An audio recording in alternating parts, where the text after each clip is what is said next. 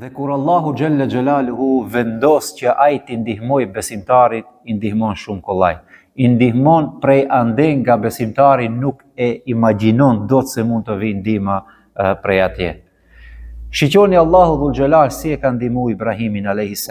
Shiqoni Allahu Gjelle Gjelaluhu si e ka ndihmu Musain a.s. Di pejgamberët e mëdhej të Allahu Dhul Gjelal dhe shumë raste të tjera të cilat i ka përmend Zoti Gjelle Gjelaluhu në Kur'anin famëlar. Ibrahimin a.s.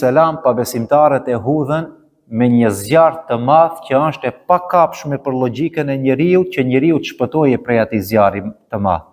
Po Allahu Dhul Gjelal i tha zjarrit: "Kuni berdan wa salaman ala Ibrahim", bëhu i ftohtë dhe shpëtim për Ibrahimin a.s. dhe shpëtoi Hazreti Ibrahimi.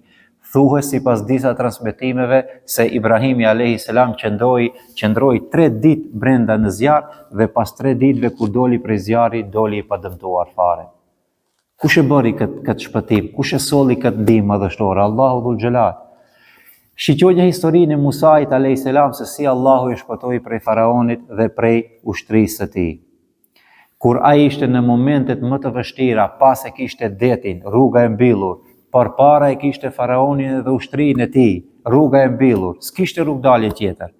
Mirë po Allahu Dhul Gjelal e solli ndihmën e tij dhe vetëm i tha Musës a.s. tha: "Bjeri detit me shkopin që e ke." Dhe u hap rruga, u kri, erdhi ndihma e Allahu Dhul Gjelal. Shumë kollaj e sjell Zoti ndihmën. Prandaj të nderuar xhamat, mos e lodhni veten si e sjell Zoti ndihmën. Si mund ta shpëtoj, si mund ta ndihmoj Allahu besimtarin, robin e sinqert. Gjithmonë brengosuni si ta meritojmë ndihmën e Allahut Dhul Gjelal. Si të arrijmë që ne na dose Zoti edhe të na ndihmojë Zoti. Nëse arrijmë në këtë nivel që ta meritojmë ndihmën e Zotit, ajo vjen shumë kollaj. Ajo vjen prej atij kutis ta merr mendja se mund të vijë.